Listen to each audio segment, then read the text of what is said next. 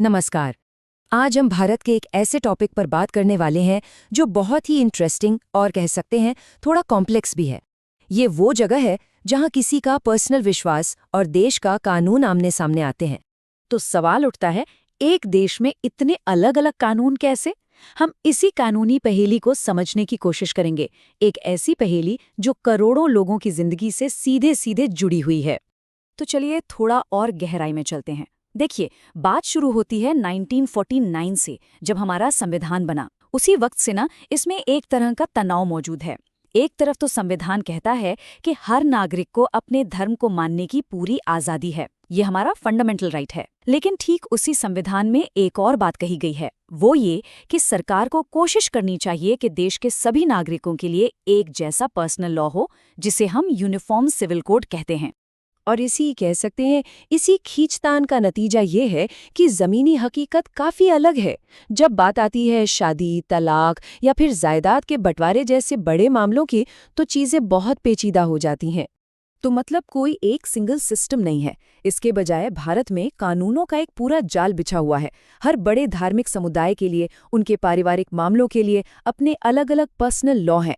हिंदुओं, बौद्धों, जैन और सिखों के लिए अलग कानून हैं, तो मुसलमानों, ईसाइयों और पारसियों के लिए अपने अलग कानून हैं।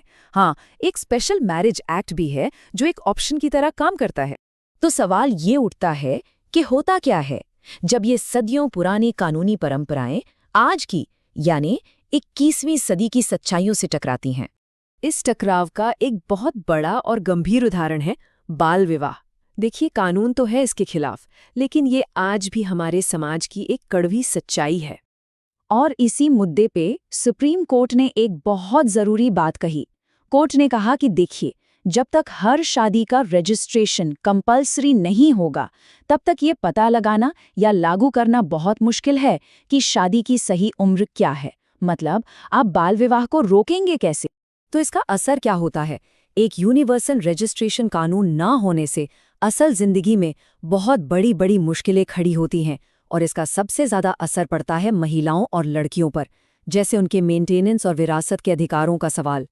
एक और ऐसा ही टकराव का एरिया है इंटरकास्ट मैरिज, यानी अंतर जातीय विवाह। यहाँ पर एक तरफ लोगों के संवैधानिक अधिकार हैं और दूसरी तरफ समाज के कुछ खतरनाक रीति रिवाज।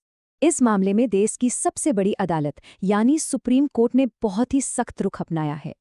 कोर्ट ने ऑनर किलिंग और ऐसे जोड़ों को परेशान करने के खिलाफ साफ साफ कहा है कि ये पूरी तरह से गैर कानूनी है, और पुलिस को निर्देश दिए हैं कि जो भी अपनी जाति से बाहर शादी करे उसे पूरी सुरक्षा दी। और फिर एक और एंगल है।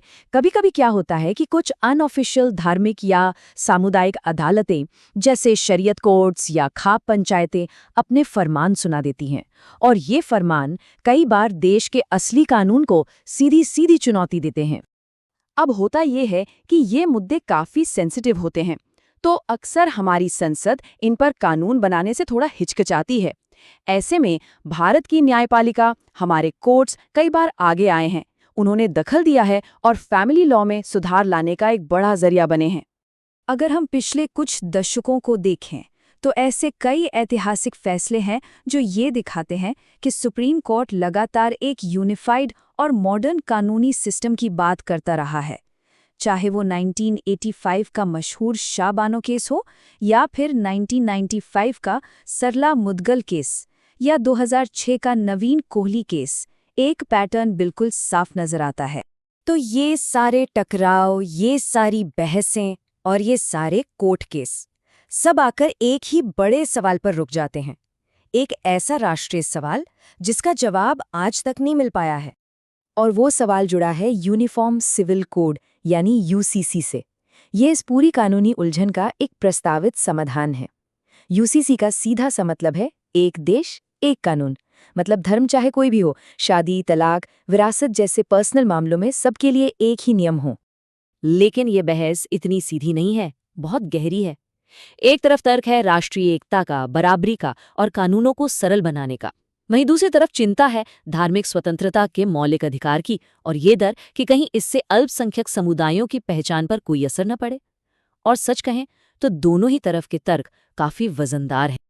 और आखिर में हम फिर उसी सवाल पर आ जाते हैं, भारत कैसे अपने अलग अलग धर्मों और परंपराओं को एक कॉमन कानूनी मंजिल तक ले जा सकता है? ये सवाल आज भी हमारे सामने खड़ा है और ये आधुनिक भारत की सबसे बड़ी कानूनी और सामाजिक चुनौतियों में से एक है।